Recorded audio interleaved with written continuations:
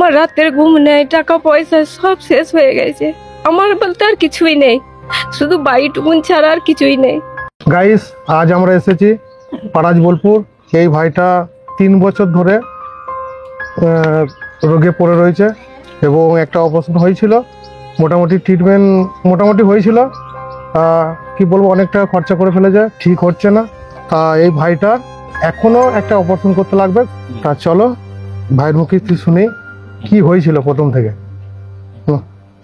প্রথম আমার হঠাৎ পেটে যন্ত্রণা হয়েছিল, ডাক্তারখানা বর্ধমানে ডাক্তারখানা নিয়ে গিয়ে আমাকে সঙ্গে সঙ্গে ওটি করেছিল। আচ্ছা। ওটি করতে করতে বলেছিল যে আপনার পেটেতে ব্লাড জমে আছে, আপনার পেটে ব্লাড জমে আছে, ওইগুলো ওই ব্লাডে এগুলো মাংসগুলো বার করেছিল। আচ্ছা। নিয়ে তারপরে অপারেশন করার পর আমার যে স্টোমাটা বার করেছিল, স্টোমাটা ভালোভাবে মানে মানে বাইশ হতো না, এসব মানে পায়খানা এসব বেরোতো না। আচ্ছা। নিয়ে ওই জন্য তারপর দ্বিতীয়বার আবার আমাকে ওটি করেছিল। আমার দুবার ওটি হয়েছে।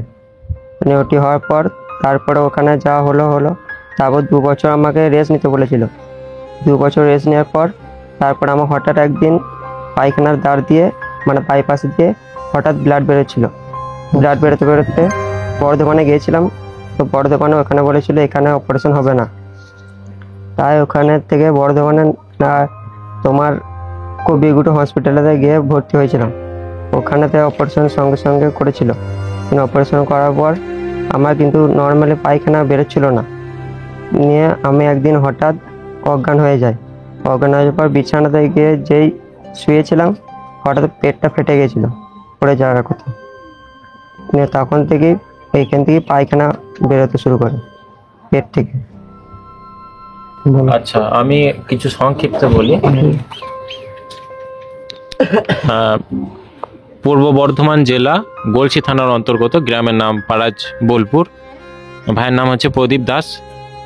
খুব শর্টের মধ্যে বলছি জিনিসটা। ভাই 3 বছরের বেশি রোগে আক্রান্ত। ভাইয়ের যা সম্পত্তি ছিল, জমি জায়গা সমস্ত কিছু বিক্রি করে দিয়ে আপাতত 5 লক্ষ টাকা বেশি খরচ করে ফেলেছে। এখনো পর্যন্ত ভাই পুরোপুরিভাবে মানে সুস্থই হয়নি। ভাই এখনো সুস্থ হয়নি। আপনারা সবাই দেখতেই পাচ্ছেন যে ভাইয়ের পেট, এটা কিন্তু ভাইয়ের পেট। এই যে কভারটা আপনারা দেখছেন, খাবারগুলো জমে আছে, ভাই যেটা খায় সেটা কিন্তু এই কভারের মধ্যে এসে জমা হয়। তো এটা এখন ভাইয়ের পেট। এখন পর্যন্ত ডাক্তারে বলেছেন যে অপারেশন করতে 2 থেকে 2.5 লক্ষ টাকা খরচ আছে। তো আগস্টের কত তারিখে ডেট আছে? আগস্টের 16 তারিখে ভাইয়ের ডক্টর ভিজিট আছে। তো আপনারা যদি সকলেই সাহায্য করেন তাহলে আমার এই ভাইটা আপনাদের দয়ায়, আমাদের সবার ভালোবাসায় আর এই ভাইটা সুস্থ হতে পারে। তো আমরা এই জন্যেই আপনাদের কাছে হাত জোর করে ভাইয়ের জন্য অনুরোধ করছি বা রিকোয়েস্ট করছি যে আপনারা সবাই আসুন, আমাদের এই ভাইটাকে সাহায্যের হাত বাড়িয়ে দিন। আপনাদের একটি সাহায্যে এই ভাইটি আবার সুস্থ হতে পারবে এবং মায়ের ছেলে মায়ের কোলে ফিরতে পারবে। পেছনে ভাইয়ের মায়ে দাঁড়িয়ে আছেন, আপনাদের সাথে কথা বলাবো। আর একটা কথা যেটা না বললেই নয়, এই ভিডিওটা আপনি যে দেখছেন, এই যে যিনি আপনি দেখছেন না, আপনি এই ভিডিওটা একটু শেয়ার করে দেবেন। আজকে আপনাদের কাছে হাত জোর করে রিকোয়েস্ট করছি। কোনোদিন এইভাবে রিকোয়েস্ট করি না আমরা আনন্দ এন্টারটেনমেন্ট ভিডিও আপনারা দেখেছেন আমরা বানাই, কিন্তু এইভাবে রিকোয়েস্ট করি না। আজকে হাত জোর করে আপনাদের কাছে রিকোয়েস্ট করছি, আপনি যদি সাহায্য না করতে পারেন টাকা দিয়ে, তাহলে আপনার যে একটা শেয়ার, এই শেয়ারে কিন্তু একটা 10টা ভিউ বাড়বে। কেউ ভিউতে আমাদের মনিটাইজেশনের কারণে আমরা টাকা পাবো।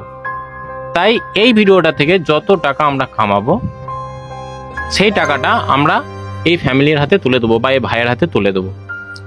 আর আপনি যদি একটা শেয়ার করেন, একটা শেয়ারের কারণে কিন্তু 10টা মানুষের কাছে পৌঁছাতে পারবে। অর্থাৎ আপনাকে কিন্তু শেয়ারটা মাস্ট অবশ্যই করতে হবে যদি আপনি সাহায্য করতে চান। আর ভাইয়ের যত যা ব্যাংক ডিটেলস আছে, ফোন নাম্বার আছে এবং কিউআর কোড আছে, আমরা স্ক্রিনের মধ্যে দিয়ে দিচ্ছি। আপনারা সবাই এই কিউআর কোডে টাকা দিয়ে সাহায্য করতে পারবেন। প্রদীপ দাস নামে আছে কিউআর কোডটা। কার নামে আছে? প্রদীপ দাস। প্রদীপ, হ্যাঁ, এই ভাইয়ের নামে আছে প্রদীপ দাস। আর কিছু বলার নেই। কাকিমার সাথে একটু পরিচয় করিয়ে দিই। আমি প্রদীপের মা। প্রদীপকে 3 বছর ধরে আমি অনেক কষ্ট করছি। আমার রাতের ঘুম নেই, টাকা পয়সা সব শেষ হয়ে গেছে। আমার বলতে আর কিছুই নেই, শুধু বাড়িটুকুন ছাড়া আর কিছুই নেই। এত টাকা আমি কোথায় পাবো? আমার ছেলেকে নিয়ে যেতে পারি না এখনো। শুধু আপনাদের কাছে একটাই অনুরোধ, আপনারা সবাই মিলে আমায় দয়া করুন, আমাকে কিছু দিন, আমার ছেলেকে তাহলে আমি আবার ফিরিয়ে নিয়ে আসতে পারি। আর কিছু বলার নেই।